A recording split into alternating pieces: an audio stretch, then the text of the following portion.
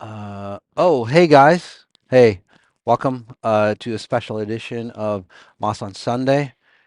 This is Moss Sajadi. So, we're actually here live doing a retreat in Ibiza. There's some beautiful people around me, and as you can see, the background, it's really quite beautiful. This place is called Thinkadelica. So you can look at it, you can search it, Thinkadelica in Ibiza, and you'll see the beautiful pictures on how on how this place is. And again, it's very naturey, but it's high level. It's very comfortable rooms, and the food and everything is really fantastic. So. All right, so let's take a deep breath in. We'll make it an experiential experience, just like all of the Moss on Sundays. Again, it's experiential, and that's why it's more than what I say. As a note, sometimes if you're new to me, it's like, well, this guy's all over the place. Well, I don't lecture or I don't talk about, say, in linear fashion because your brain doesn't work in linear fashion. Although, in today's society or in society as a whole, we have learned to be in linear fashion. So I think there's a lot of new people. That's why I'm saying this. And what that means is that, you have to, okay, perfect. You have to like learn something, close that aspect of yourself off, and then move to the next, and then you close that piece off, move to the next. Well, when you learn something in that process, you don't really grow because one, you don't really learn from your previous experience, really. Okay, because you've closed it off. That previous experience just like gets shut down. So the way I teach you is more spatially bound. And if you're spatially bound, you can learn or adapt, or you can learn from one thing, say like learning how to cook, right? You can turn that into, like, if you're trying to fix your car, you could learn the knowledge and the intelligence and the experience that you've had from that experience into this experience, and vice versa. So, and that's where genius is created, by the way. Geniuses have an awesome ability to transfer knowledge from other aspects of their life. So that's one thing, although it's not part of the Moss on Sunday. Uh, it's not part of the Sunday concept. That's what I'm seeing in you. Today's concept is we're explaining, what's the talk called? Curse?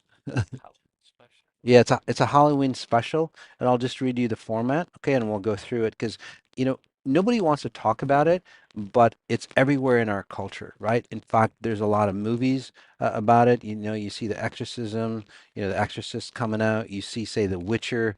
You see Stranger Things. You see all these movies about it, but everybody like tiptoes around the subject, So I'm just going to dive right in and tell you and give you the science of how all those things work. So we're gonna talk about, gosh, a lot of things here. So we're gonna talk about entities. We're gonna talk about curses. We're gonna talk about possessions. We're gonna talk about exorcisms, hauntings, black magic, but the science behind that. Okay, a lot of people, or a lot of sciencey type people go, well, that stuff is not true. But then why are so many people experiencing what they do? Okay, or experiencing those realms that aren't true? In today's science or in today's psychology, we don't believe in those things that we can't prove.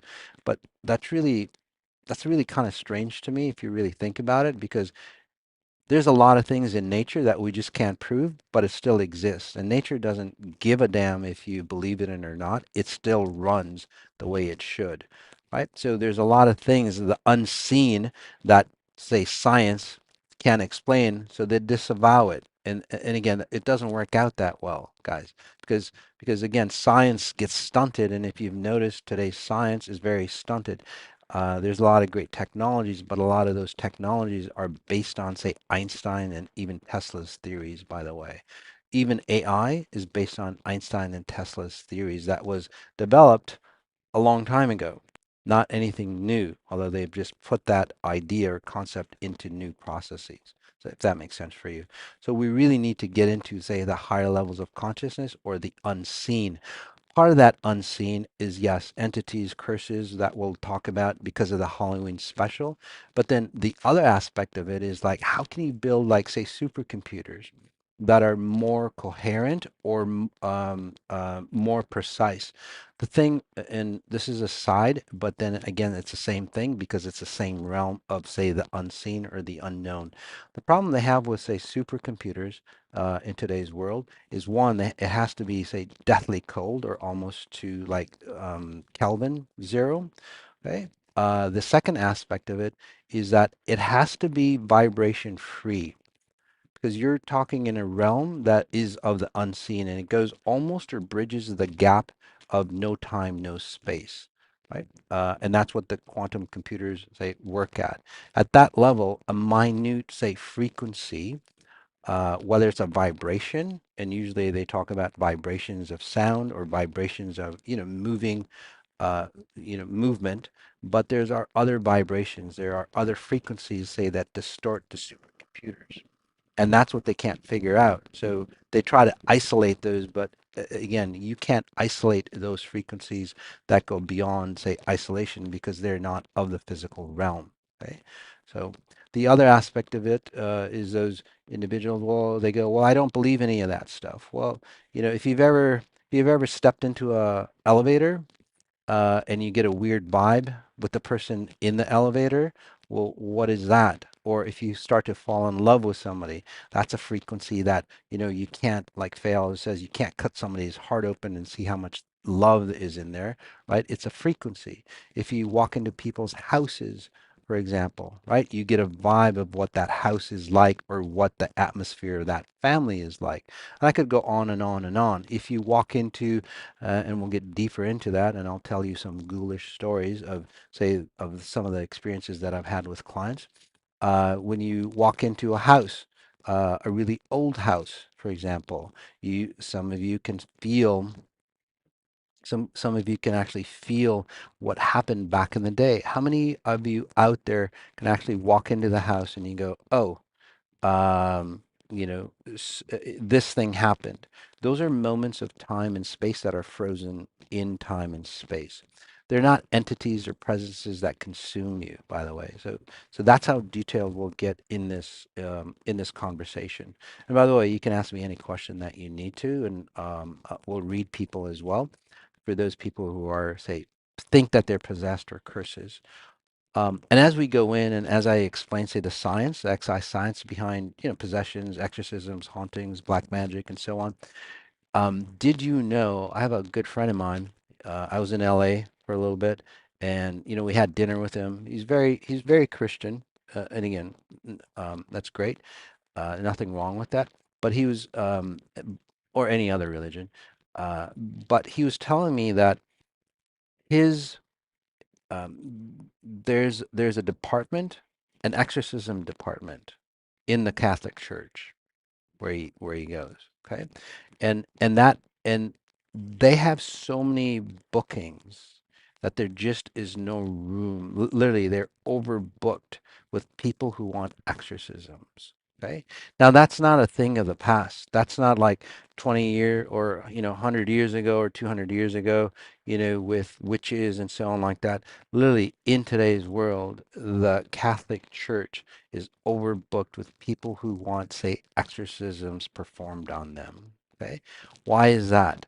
Why is it that the medical community, psychological community, technological community, whatever it is, haven't, say, figured of that any of that stuff out? So they've had to, as a last, say, resolve, go over to the church and ask for an exorcism. Kind of crazy, right? Why does that stuff happen? So again, we have to know that that stuff does happen. Why are more people, say, going more crazy? Why are more people going a little bit more insane? Why are people, say, changing who they are? How many of you have had people who have gone through surgery in about, say, 2, 3 months? It's about the right time. About 2, 3 months. What they do is they'll say your spouse had surgery, and then 2, 3 months later, you'll go, shit, what happened to my spouse? That's not my spouse anymore. It's somebody else's presence that's coming in, right? How many of you have had that? Or you see a young, your young child, and then all of a sudden it's like something happens to them and their personality changes like that, right? Those are the unexplained things, but those need to have, say, valid explanations on that, right? So so that's what we're going to talk about. So let's talk about, say, entities. What are exactly entities? So there's different levels of entities that people go into, or curses or possessions. We'll just go down the list here. And if there's certain stories that jog my memory, I'll tell you about them. But entities are, again, people think that there are presences out there that like possess them. And there are. There's different levels of entities for you. Okay, one, or possessions, so that we can call them. One, entities are actually fragments of energy that hasn't really formed itself. So they're like, um, fetuses that haven't, say, turned into, say, a complete body. Okay, so that energy system is there, but there's not yet a consciousness, right? Or a very, very little bit of consciousness. So again, they're not full formed, say, presences. Okay, so say a full body or a ghost would be a full presence.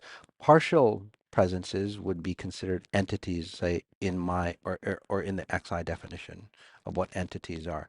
When those entities, they're just fragments of energies, okay? And then what they do is they need to be whole or complete. If you're not whole or complete, those fragments of energies will just glob onto you, just like a magnet. Hence, you would get possessed by entities, okay? So again, entities are not full beings. Sometimes entities might be fragments. They might be, we saw the movie Lost here. Uh, no, not Lost, Soul. We saw the movie Soul here, with lost people. Okay, and do you remember that scene where people get lost in their dream, or they get lost in a cycle, right? And they morph into something else. Okay, so when people die in that realm, or when people are so, say, controlled, or so, say, narrowly focused in that, say, aspect of themselves, and they die, they recreate, just like literally like what I see in Soul. Their whole presence is encapsulated by another, say, half, again, half presence. And hence they become an entity. They're lost and they need something to glob onto. And if you're open, well, what'll happen is those entities will again wrap around you, just like they did in Soul, and then you become lost as well. So, and since they're at a higher frequency, by the way, they're the unseen. The unseen frequencies are always higher than you. Okay. So at the lower level of consciousness, no matter how distorted they are, they're at a higher level of consciousness because they create themselves again with no density or very less density. Okay. So again, those entities have to consume things or have to glob on things onto things to perpetuate themselves. Hence, you all. So how many people feel like they've got entities on them? Please have been. Yeah, can you make it a little bigger? Please, you've been. Anyway, so so that's entities.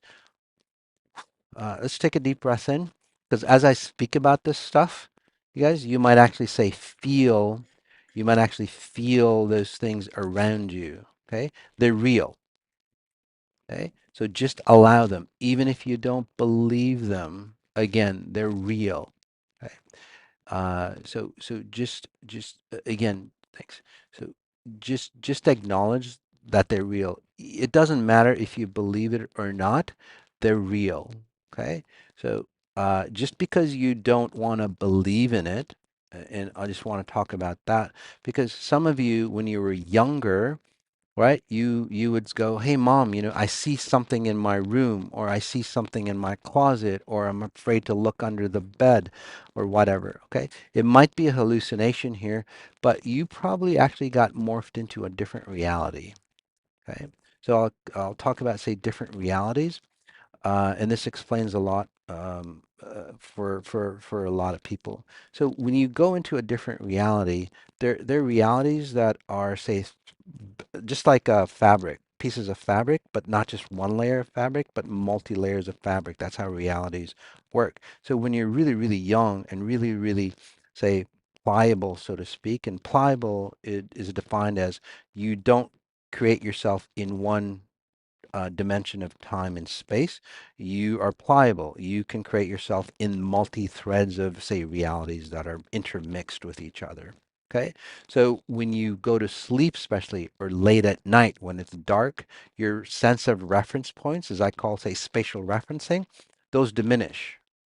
That makes sense for you, especially your visual acuity. They diminish, so you start to, say, displace yourself in the reality that you create yourself. Hence, that's why the dark is spookier than the light. Because again, your reference points, your visual acuity, your auditory acuity, unless you're blind, and all the other senses, they can't reference as cleanly, as purely as they could in daylight. Hence, the darkness, again, enhances all those things. So there are ghoulish things that do come out at night. But in reality, they're always there. They're always entangled in those realities. But since you can reference yourself better, you stay in the reality that those things don't exist in. Does that make sense to you? So overall, as a takeaway, they're always there for you. But as you say as you can't displace yourself or know where you are exactly in the reality, you'll get pulled into all those other aspects of the other realms for you. So those things are real. Okay, like just this person, my younger sis, has an even stronger ability to hear entities. Yep. So um, Um, yeah, so they're not entities. Again, entities are fragments of beings or parts of beings, so to speak, or parts of consciousness that didn't create themselves fully. Your sister actually hears people that are lost in outer worlds out there. So anyway, so yeah, people who are lost, basically, or people who are dead and lost. They didn't go to the higher realms. That's all, and they're trying to find their way. So they'll your sister can hear that. Okay, so okay, so the things under your bed or in your closet when you were young. Okay? It reminds me of a Michael Jackson song, "Scared of the Moon." Not one of his popular songs, but look at it's a really cool song. It's called "Scared of the Moon" with Michael Jackson. It's really good. So again, what happens is that at night you mesh into those other realities that are available to you, and then this is where, um, say back in the day, like this space, there was dinosaurs. Okay, so those dinosaurs still exist in some reality, long time ago. But in a reality that there's no time and space, everything happens at once. So the experiences of what happened here are still resonant in this space. Okay, and I'll talk more about that. So just remember that the experiences that happen here are still, say, resonant in the space-time or the molecule of time and space that create that. So if you're, again, really sensitive, you'll start to mesh time realities together. And this is where, again, people will see things and hear things that aren't physically here. So that's why people or young kids get scared. And then what you do is like your parents will go, well, I don't believe that stuff, or you shouldn't believe that stuff. It's just in your mind. And then you shut it off. But just because you shut it off here, it just means that you're not sensing it. You shut down your sensing unit, but those things still exist for you. Okay. Let me give you an example. My cousin, is he my cousin? No, my nephew. My nephew. Some of you know, my nephew, he lives in California. As he's worked with me, a lot of his abilities have come up, like many of you have, and he can walk down like in certain areas. For example, I'll just give you one scenario. He walk down the street and it scare the shit out of him. Literally, he calls me up like literally white and is like, Moss, when I walk down this street, I see somebody got shot, and it's like I was in the scene itself. So those are moments of time that are frozen. Okay. And it's like, well, I go, well, it actually happened. There was a guy that got shot. He got robbed or whatever. He got shot. There's an altercation, and so he did some research. And literally, there was a guy that got shot exactly where where he walked by. So those things again are frozen in time, in space, or in, say, the concrete, so to speak. Houses that are really, really old, they hold on to memories of what happened there. So, hence, if you go to Europe, there's a lot of castles, there's a lot of churches that hold on to a lot of those things. By the way, back in the day, and this is where churches get really, really scary, is that, back in the day, mentally unstable people were put underneath, in a basement underneath the church, and they just let them die there. Okay. If you've ever heard of, say, the concept of stonewalling somebody, this is where people got so mentally unstable, they didn't know what to do with them. So they would literally build stone around them, and they would literally encase them in their living tomb, and they would just slide food underneath the plate, underneath a hole, and they literally lived the rest of their life like that, hence stonewalling them. That's why a lot of churches are, say, freaky, and they look demonic, by the way. Okay, kind of crazy stuff. So, oh, yes, Uncle Ma. Yeah. So anyway, so that's how realities work. Some people have, say, being possessed. Okay, so we'll talk about, say, possessions, and then we'll go back to curses, because that's realities. A lot of people think that they're possessed. Okay, now the possessions take form in different ways. Possessions are one, the normal possessions, like you see in exorcisms, like the exorcist, right? Some demonic, say, being possesses you. Yes, so those demonic beings, they do exist in other realities, okay? And then they morph, or you morph into that reality, and then that you and them get attached, and then you pull that, say, entity or demon into your presence, and hence they have that connection, or you channel, say, that presence or that entity. So that's how possessions, or yeah, that's how possessions work.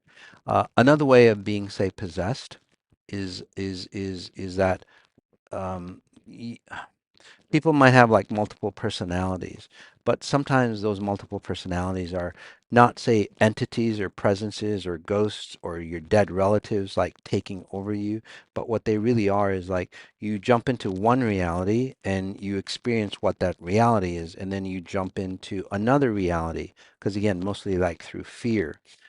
You jump into another reality and you feel like some other things over there, and then you jump into another reality.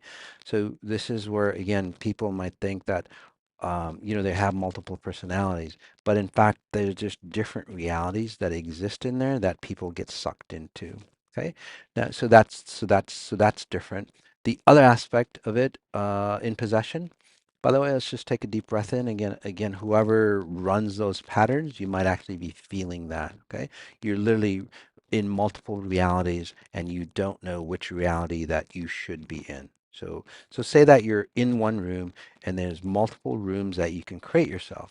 Are you behind door number one, or door number two, or door number three, or door number four? Some of you even have like 10 doors that you go into, and you go, where the hell am I creating myself? Hence, you might feel possessed, right? But that's not a possession, right? Was my dad possessed? No, he used to escape. It affected me. Yep. And if he was, it affected me. Yes. So again, this is a classic case. Your dad was not possessed. He just wanted to escape the family structure, or maybe your mom, so to speak. So what did he do? It's like, physically, what people do, like say in Minnesota, especially in wintertime, they go out and they have these ice houses on the lake, and they go ice fishing. They literally create a house just to get away from the family, right? That's what a lot of guys do, unfortunately. So in that case, that's a physical escape. What your dad did was literally reality escape. He didn't like the reality that he was in, so he would zone out. Many of you, when you were younger, you didn't like school. You would zone out, and you would go, "Oh, you're daydreaming, or you're hallucinating." You're really not. Some of you might have been, but for the most of you, especially as a child, you would have had great abilities. Your dad, in this case, literally just zoned out. He escaped his body, physical body, he escaped into another reality. So his consciousness left his physical form. Okay. And then he moved out. So when you're a kid, you look at your dad and you go, Dad's not here. He might be talking to me, but Dad's not here. How many of you seen that in old people, right? The body's there, but they're, I don't know, they've checked out. Okay. Exactly. So that's when you're a kid, you go, shit, Dad's not here. And he's supposed to be teaching me how to, you know, be an adult or grow up or be human. if he's if he's running that pattern, then I should too. Hence, you kind of have created other realities for yourself, and that's why you don't feel safe inside. Okay, so when you're checked out, when you're out, okay, or say that some of you, for example, have gotten abused, like raped and stuff like that, right? That happens. What happens, which is really, and I'm just reading some of the horror stories. I'll just give you some horror stories. So whoever I read, basically, just raise your hand and go, "Yep, that was me." So say, for example, that you got raped.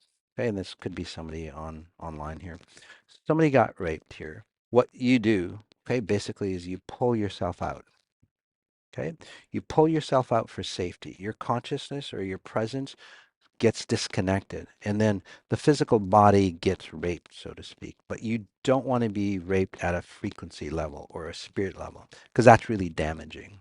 Okay, physical body you can always recover from, but when what happens to some people, like whoever this is, which is kind of scary, and I'll tell you a story about that. Let's take a breath in. What happens is you leave your body. Okay. But the reason why you left your body is because your physical body was being raped. Okay. So here's the deal though. You left your body kind of like a suicide. Okay. And as like suicide victims, what happens is, from what I've seen, is the last, say, few minutes or seconds, which could end a lifetime, which could be a lifetime, is literally, it feels like a lifetime. So there was was it Alice in Wonderland? Yeah, Alice in Wonderland. There's a saying there. It's like, how long is forever? It's like sometimes forever is just that moment. Basically, that's what that is, right? It literally is like that. The last second or moment of death for you in that suicide will last forever on the other side. Okay, so back to my rape example. Whoever said yes, that was me. So yeah, exactly. I'm so sorry, guys, but let's just clean it out of your system and help you understand it better. Okay, so you can recover from the physical once you heal from the spiritual side. So I guess this is kind of a ghoulish story for you. So anyway, you get raped, you escape. Basically, it's a suicide for you. So the last few moments of you knowing that you're raped goes into your presence or your essence as you travel into other realities. Unfortunately, what you do or what you missed out on is that you didn't travel to a safe space or a safe reality where your spirit is safe, basically. Since you didn't know how to escape properly, you basically magnetized realities that you would get raped, for example. And this is where in your life, whether it's a job, whether it's a relationship or anything, you feel like you're getting raped, so to speak. Does that make sense for you? In physical form. So whoever that is. Hence, your whole life is like you're feeling that way. So that's the way that would work. So whatever, again, physical experience that you left from, you created another reality, and then when you come back into your body, you'll be recreating that experience for you over and over in all aspects of yourself. So anyway, let's get rid of that. So does my ex get possessed or is he a sociopath? Um, well, he's possessed, hence he's a sociopath. So, okay. So we can, yeah. So whoever that is, so your ex is one, two, three, four, five, six, seven, eight, nine, 10. Okay. So say he's possessed. Okay, and this is another story for you. So in this case, in this scenario, and people. So there's somebody controls him. Somebody has entered his body. So as a child, um, he was like very abused. So literally, he abused him. He abuses himself. Okay, so hence a lot of sociopaths are actually have been abused in the past themselves. So what they do literally is um, he gets possessed by a being that controls him. So, and then since that being can't be in physical form, that being has to, and again, it's a conscious being, so it's not an entity. It knows exactly full well how to control, say, the physical realm, but it can't enter the physical realm unless it's entering through your spirit. That's your ex's spirit. So again, that's how that possession works. It filters in, or it again channels through into your spirit, takes over your spirit or the connection to your physical body, and hence it possesses your physical body. Okay. And then that presence wants something. So it so your ex becomes a sociopath. He'll adapt or morph to whatever that that thing needs that controls him. So it's not even about him. It literally is whatever is, say, possessing him to do that. And again, a lot of sociopaths are like that, by the way. It's not necessarily them that, say, want whatever they want. It's something that controls them. Does that make sense for you? So, kind of scary stuff, right? By the way, being possessed, it doesn't have to be a presence or an entity or anything like that. It could be knowledge. Where did you access your knowledge? Okay. Sometimes what people do is like, oh, I had a Kundalini experience. Okay. We'll talk about that, the spiritual genre. I was just talking to somebody, where it was. Yeah. So anyway, people have Kundalini experiences, and I was explaining to her that when you have a Kundalini experience, and let's just do this for example. So you are mist. Okay, your spirit or your essence, it's just a mist. It's a cloud, for example. Okay, and if you want to call it it's inside you, it's not really inside you, but your awareness, it's around you. But again, those are just technicalities. But let's just take a deep breath in. Okay. You have a Kundalini experience, especially with a lot of group of people, or you might have an ayahuasca experience or whatever. You leave your body. Okay. Take a breath in and just imagine that this mist is coming out of your, say, the back of your neck or your head, and you mist out. You let go of your spirit. Okay. And by the way, people with certain um, photographic equipment have actually, say, taken a picture of a mist rising in death. So people who die, they've they've um, they've photographed that. So basically, that mist expands out. Okay, so that mist is in the air. Okay, that's the key. It's in the air. It's mixed into the air that's around or other frequencies. Okay, so especially if you're in a group. And then what happens is that you after your Kundalini experience, you have to again vacuum that mist back into you, right? That's why when you're in a Kundalini experience, you really don't move because your control mechanism is out of you. So as you vacuum that in back into you, you just didn't vacuum in your mist. You vacuumed everything else around that. So that's why people who have Kundalini experiences sometimes, especially if they've done a lot of ayahuasca and stuff, they get really, really fucked up. That's a possession, by the way. Okay. People who go into these huge stadiums with thousands of people, not going to name names, but thousands of people, and they have, whatever, a destiny date or all those things, and let's see, whatever it is, um, you know, unleashing your power and all that stuff. What happens is that again, it's the same Kundalini experience. It expands out like that, and then those people, especially who are, um, um, they're feelers. What? Yeah, empath. they'll literally pull everybody else's garbage and they walk away with other garbage. So that's a way of being possessed. Okay. If you're in a mentorship, for example, right? If you're in a mentorship situation, right? What are you doing? If you're learning anything from other people, whether it's books, courses, your parents, again, that's a pattern of possession. Your parents was over like dominating for you or very, very loving for you. That would be, say, a sense of possession because somebody else, whether it's a loving frequency or say an abrasive frequency, those are all, say, forms of possession for you.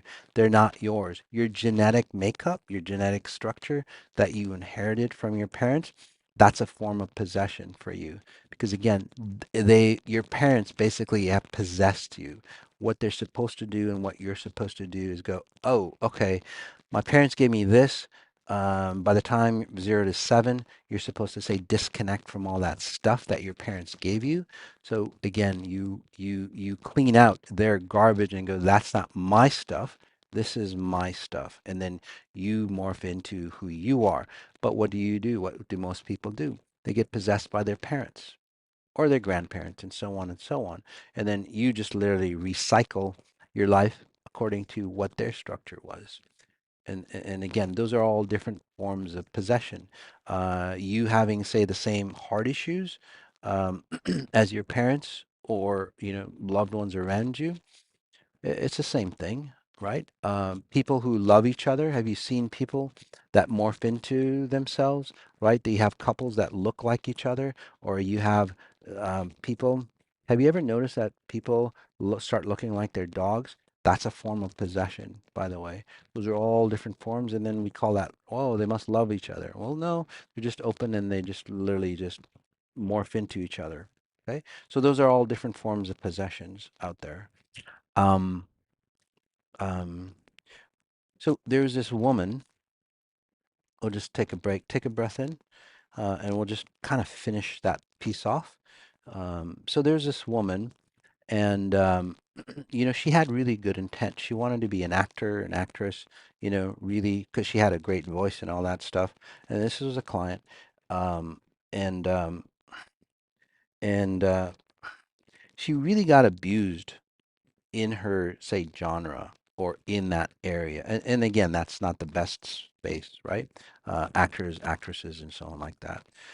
There's a lot of dark demonic stuff behind it all. But she had really, really good intent. Okay. But she could never figure out why her career wasn't going, say, the best for her.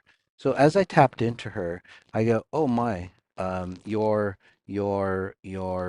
think it was like 3, 4 generations back, your great aunt, or it could be her grandma or whatever, great, great, great grandma. Okay, it seems like they had really great, great musical talents and go, oh, yes, she did. She was telling me. Well, when I tapped into her, here's the rub on that. Okay. So again, her great grandma, she's got her genetics, right? Hence the musical talent. But then along with that musical talent is all the darkness that I saw that we cleaned up off her. So take a breath in. Um, so so when I read her great great great great grandma, however far back it was, what had happened was that great great great great great grandma, she had really great intent to literally be an actress. Okay. But she went into a club and it's like, oh yeah, we'll get you out there, we'll get you on stage. But she was really, really pretty, right? And then what they actually did was they just kind of coerced her.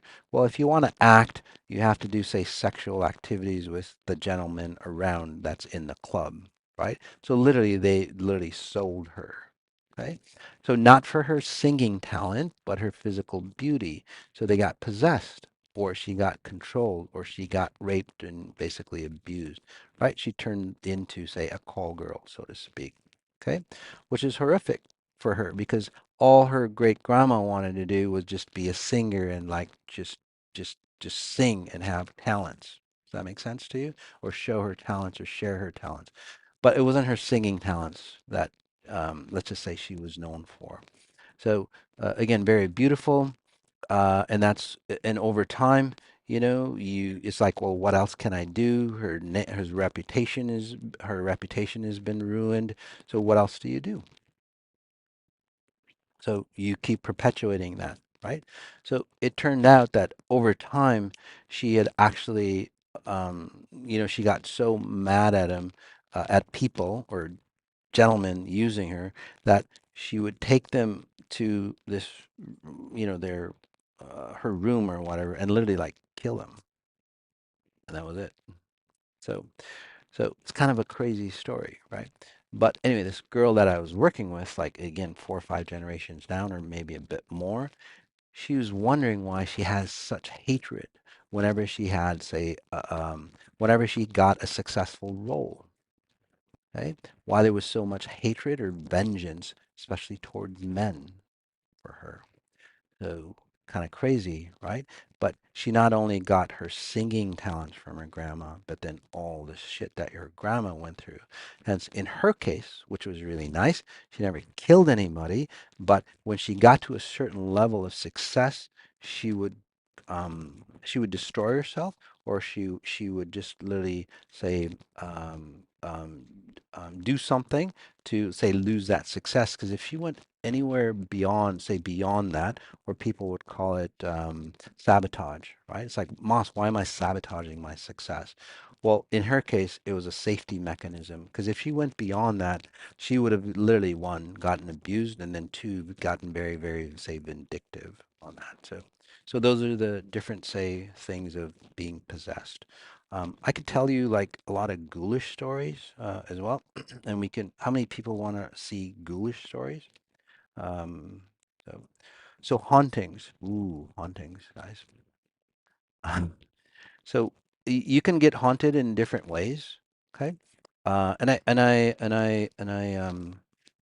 what time did we start?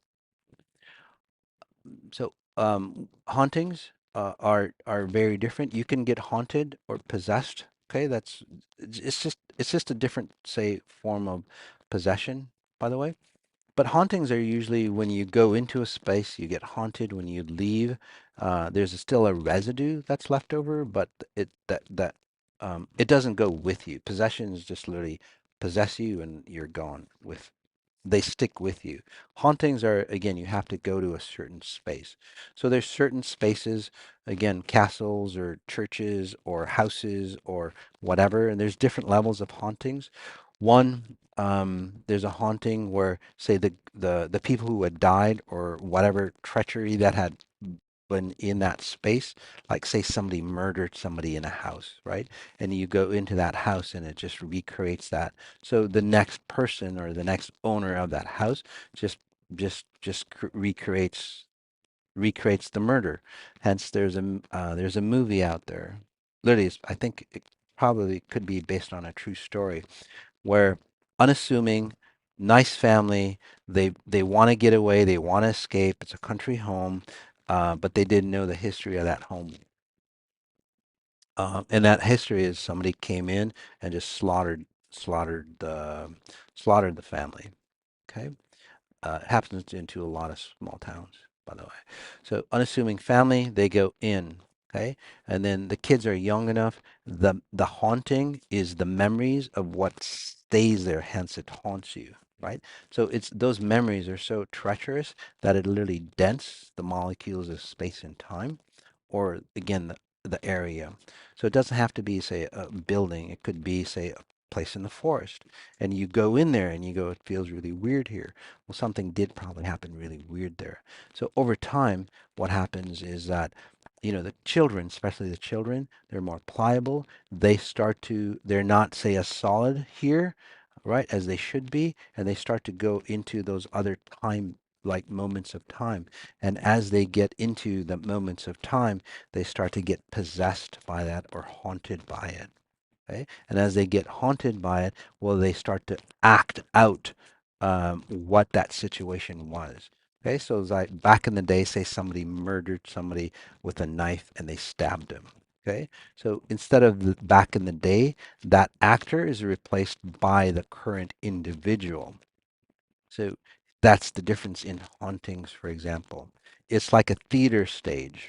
Okay, it's a stage that people get. In this case, murder happens. So whoever say steps into that stage has to take on a role. There's a role of the murder, the murdered, the murderer, the watcher, whatever, the escape person. So all those roles have to be, say, filled in. That's what a haunting is. It's just literally like a theater. Oh, you're in this theater? Oh, this is what you're gonna play. That's the role that you're gonna play. And that role is dependent on the frequency of how you get, say, possessed. So, okay. So somebody was talking about Amityville horror and all that stuff. Those things are real, by the way. Okay. They might be, more fantasized, but yeah, those things actually happen. I see people.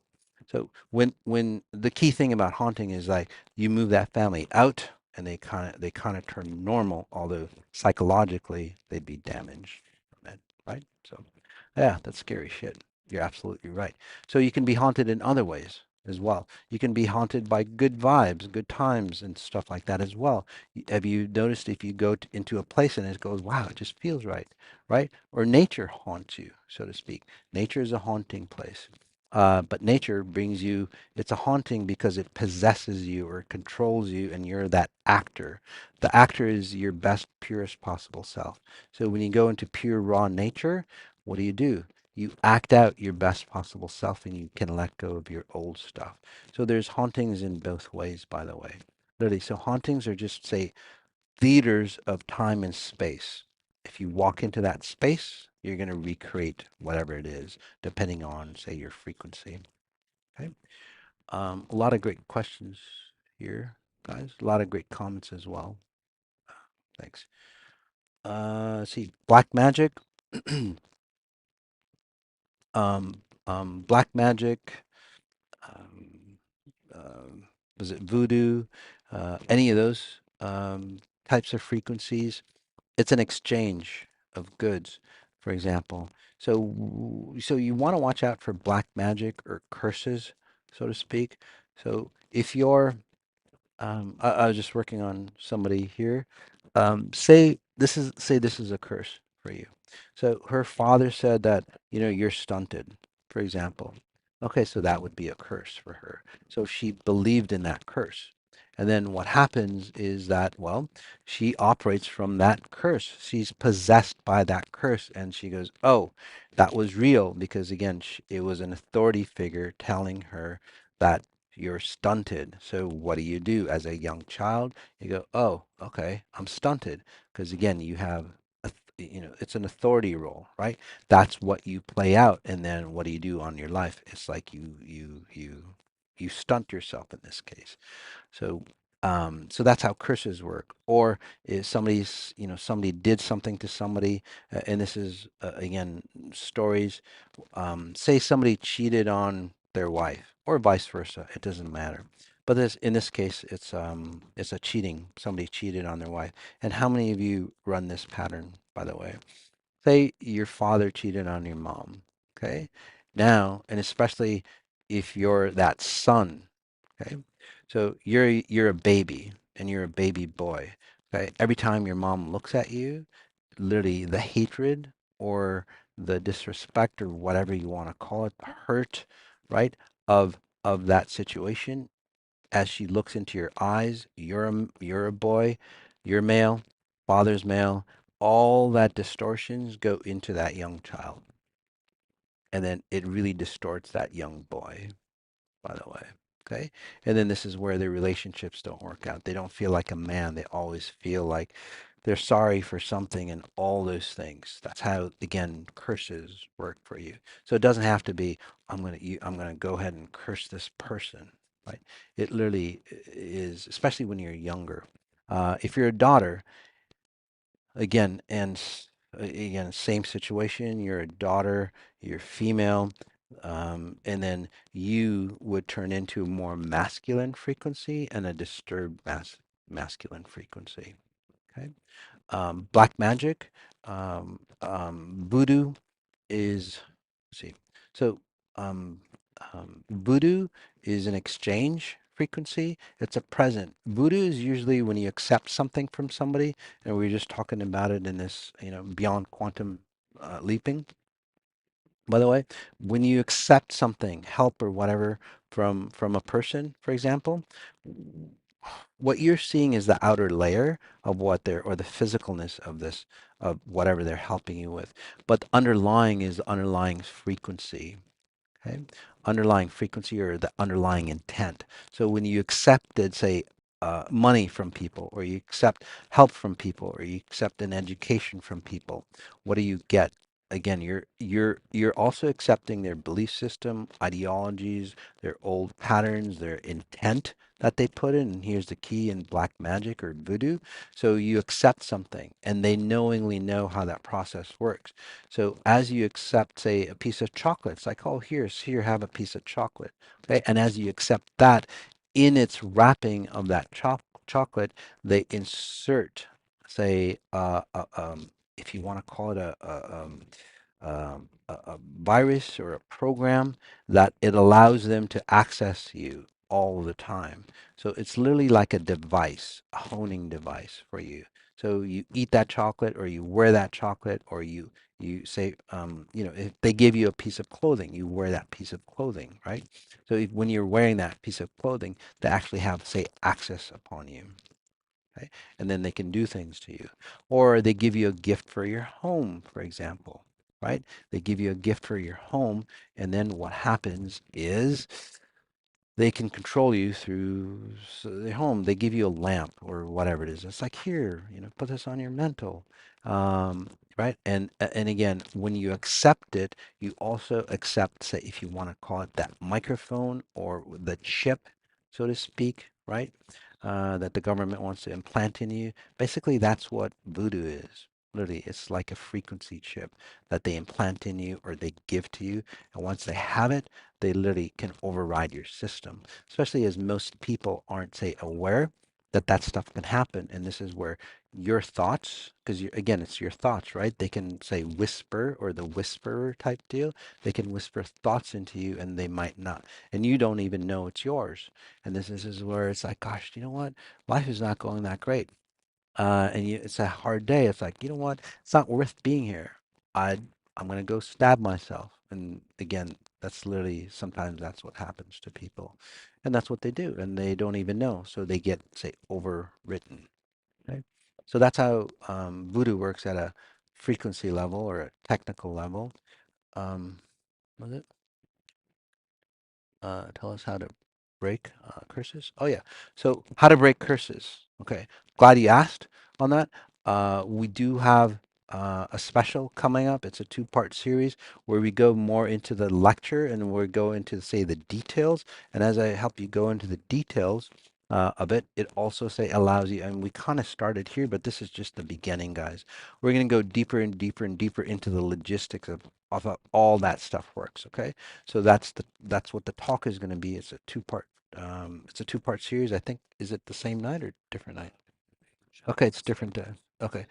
Let me just get this. So that talk is shadows and specters, understanding and disarming. Well, it's more than just entities, but it just says disarming entities. So all those things that we talked about, um, um, um, curses, possessions, black magic, and everything else that we talked about and more will be discussed in that talk. It allows you, it's two parts, it's different days. And the reason why is because, thanks. It's because one, even now, this is a really good opportunity if you're not, if you have friends that might be, say, cursed or whatever, or possessed, right, or dark, so to speak. Right, you go to somebody and go, "Hey, Moss, I think that person is dark." Well, they might be. So this is a good beginning stage. This would be phase one of it if you're interested in this event, and then phase two is like we're going to go deeper into, say, the mechanics or the logistics, because just understanding how curses work, for example, for you, it allows you to be, say, in tune and be aware of, say, innuendos and things like that that just kind of slip into you. Okay, so we're going to go deeper into that. We'll let you ruminate with those frequencies or the knowledge up here that allows you to, say, open up those higher realms so your higher self can come in. And then we'll do a meditation that you can, like, clean up your room, clean up your house, clean up your body, and just keep it clean. So those people who talk to the dead, for example, people who help the dead, people who channel, which isn't a good thing. You'd want to play this meditation. People who work on people, right? Massage therapists, doctors, whatever, even lawyers or anything like that. Again, if you're a barista, for example, right? You work at Starbucks, you're handling people all the time. And then again, those curses of theirs sometimes, again, especially if you're an empath, they become your curses, by the way. So this is a great opportunity for you guys to clean all that shit up. Okay. So that's how you'd handle that. Let's see, anything else? I know what time is it? I think we're good. Yeah? Oh, okay.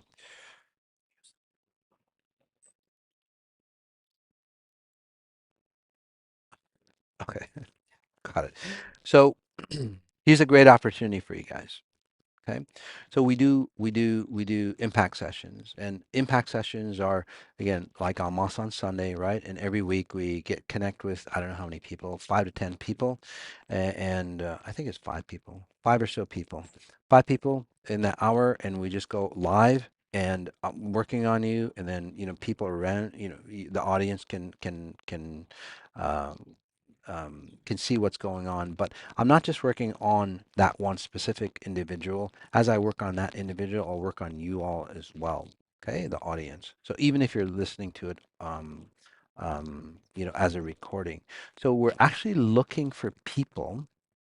Okay, we're actually looking for people who feel that they're possessed.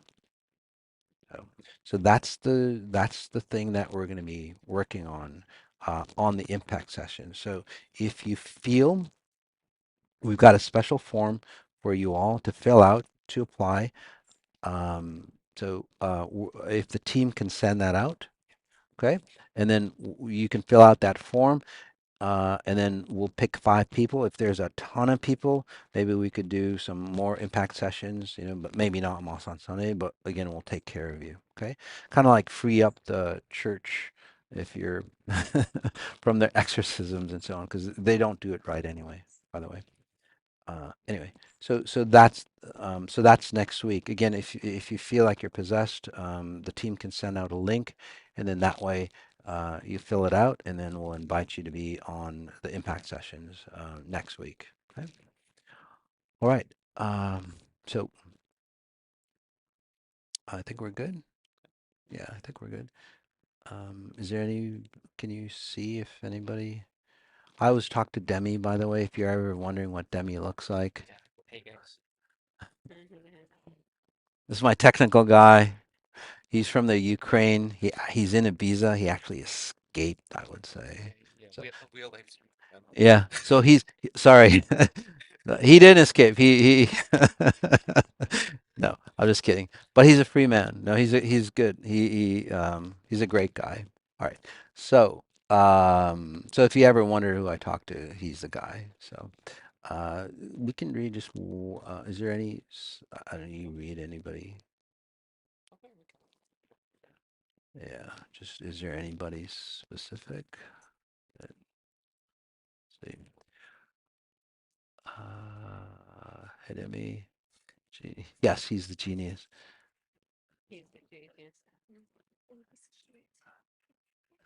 I thought Demi was a woman.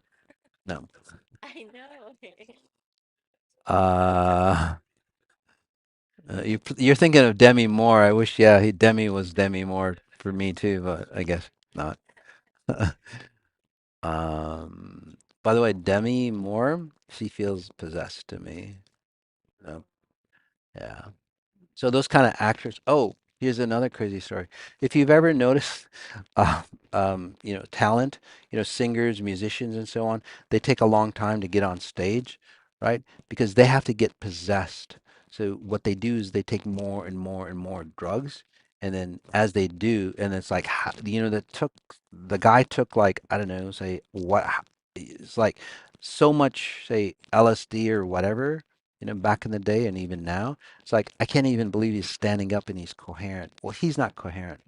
So he took so much, say, drugs, whatever, that they literally kill themselves. Okay, but it's a controlled, say, death, and then the entity possesses them for the time being, right? And that's how they exchange, by the way, because you literally would have to say get replaced. That's the best way to replace yourself. You get so drugged up that you leave, and then that presence takes over, and they do a dynamic performance, and they're very, very charismatic because again, that charisma comes from not their looks. You've seen a lot of rock stars; they don't look so handsome or beautiful, by the way, right? But they're very charismatic and attractive. You're seeing the presence that is controlling them, and you're attracted to that. So that's how that stuff works. Anyway, so I'm just looking at somebody's. I think Annie0101. Yeah. So Annie, can you please scan me? So for you, for example, Annie, you're not possessed, but you see or you attract people who are possessed or controlled somehow. So, and then this is where it kind of shatters you, or so your life, basically what you would experience, your life always gets shattered. Life also gets, say, distorted, disoriented, because what you do, you're very sensitive, and so again, you attract people that are possessed. So if somebody is possessed, you see them, but you see that they're not quite right, and then you go, well, shit, there must be something wrong with me. No, but there's actually something wrong with the people that you attract. So I can help you disconnect from that. So you're stable in your reality, and then you attract people that are, say, singular or in one reality as well.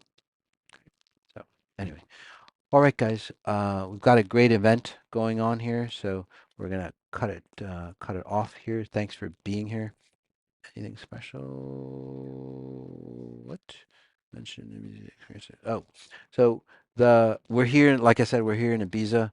Those people who did the London event, Quantum Jump, Quantum Leaping. This is beyond quantum leaping, actually interacting. It's really a beautiful space. We're connected with some wires here and all that stuff. I was going to walk around the property, but it's really, really beautiful. We'll probably do it again. We've got a really good buzz going. The Ibiza crowd, we went to this beautiful music festival. I think it's called the Festival of Lights. Garden of Lights. It was really, really beautiful, but it was like the old spirituality, where people like were forced to be kind, to be, have gratitude to this and this. How many of you are like that? You force yourself because that's what spirituality is about, right? Doing this and this and this, and it's like, well, I don't feel that way inside, but I guess I'm forced to be that way on the outside. So inside doesn't match the outside. Right, it was really interesting. But anyway, we're getting a buzz in Ibiza and going, gosh, I want to do spirituality the right way. I want to really understand who I am. That's what spirituality is. And it's not just about spirituality, it's about success in general, being complete. So, and that's what this event was really about. And again, I've got a lovely group of people around here. How did you guys feel about the event, guys? Incredible? Yeah. So, thanks, guys. So it's really a great time. Hopefully next year you can join us. Oh, you can join us, not at this event, but we've got the Tahiti cruise coming up. So that's going to be a lot of fun. By the way, Tahiti, there's a lot of weird forces there. So we'll clean that island up as well as we go through the cruise. All right. So hopefully you'll join us there, and if the team can put that on as well. All right, guys. As we end, notice what you notice. Notice the details of what you're noticing. Okay. And if you don't like the details, do something about it. Right? Peace.